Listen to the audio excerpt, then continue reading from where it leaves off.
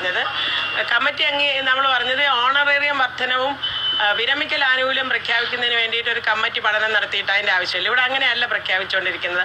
Honorarium എല്ലാ ബജറ്റിൽ വർദ്ധിപ്പിക്കാൻ പറ്റുന്ന സമയങ്ങളെല്ലാം വർദ്ധിപ്പിക്കുന്നുണ്ട്. അപ്പോൾ അതിനൊരു കമ്മിറ്റിയുടെ ആവശ്യമില്ല. മറിച്ച് അന്ന് നടന്ന ചർച്ചയിൽ ആ വിഷയം മാത്രമല്ല, ആശാവർക്കർമാർ അനുഭവിക്കുന്ന മുഴുവൻ വിഷയങ്ങളും കൂടി എടുത്തിട്ട് ചർച്ച ചെയ്താണ് അവിടെ ചർച്ച വന്നത്. അപ്പോൾ അതുകൊണ്ടാണ് അത്തരൊരു കമ്മിറ്റിയെ കുറിച്ച് ഉള്ള ഒരു നിർദ്ദേശം വരികയും ബാക്കി കാര്യങ്ങളിൽ ആ കമ്മിറ്റിയെ അംഗീകരിക്കാൻ ഞങ്ങൾ തയ്യാറാണ്.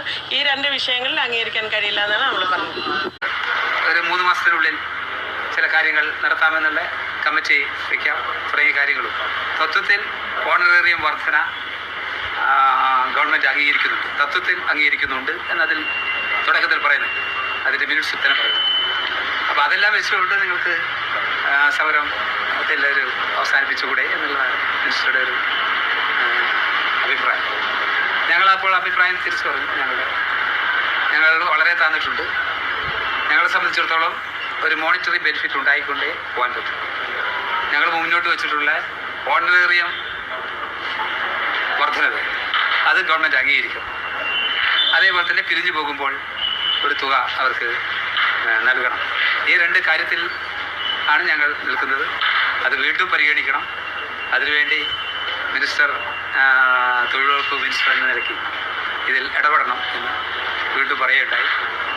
അദ്ദേഹം അവസാനിപ്പിച്ചത് ആരോഗ്യവകുപ്പ് മന്ത്രിയായിട്ട് സംസാരിക്കാം എന്ന്. അതിനുശേഷം ഞങ്ങളോട് നിങ്ങളും ആലോചിക്കും എന്ന് പറഞ്ഞാണ് അവസാനിപ്പിച്ചത്.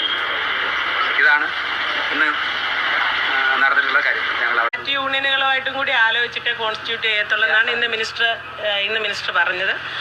യൂണിയനുകൾ ഇപ്പോൾ ആ ചർച്ചയിൽ പങ്കെടുത്ത യൂണിയനുകളായിട്ടും കൂടി ആലോചിച്ചിട്ട് അത് കോൺസ്റ്റിറ്റ്യൂട്ട് ചെയ്യത്തുള്ളൂ എന്നാണ് മിനിസ്റ്റർ ഇപ്പോൾ പറഞ്ഞത്.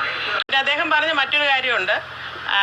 ഇപ്പം 3 മാസം എന്ന് പറഞ്ഞിരിക്കുന്നത് അദ്ദേഹം വേണമെങ്കിൽ സംസാരിച്ച് അത് ഒരു മാസത്തിനുള്ളിൽ ഒരു ഇത് നടത്തി അനൗൺസ് ചെയ്യാവോ എന്നുള്ളത് ധനകാര്യമന്ത്രിയോടും ആരോഗ്യവകുപ്പ് മന്ത്രിയോടും സംസാരിക്കാമെന്ന് അദ്ദേഹം പറഞ്ഞിട്ടുണ്ട്. ഈ ഒരു തൊഴിലുറപ്പ് എന്നുള്ള നിലയിൽ അവരെ എന്തെങ്കിലും രൂപത്തിൽ സഹായിക്കാൻ പറ്റുമെങ്കിൽ സഹായിക്കണം എന്നുള്ള നിലയിലുള്ള നിലപാടാണ് ഇപ്പോൾ എടുത്തിരിക്കുന്നത്. പരിഹാരം കാണണമെങ്കിൽ കേന്ദ്ര ഗവൺമെൻറ് അർഹതപ്പെട്ട ഫണ്ടാണ് ഇരിക്കുന്നത്.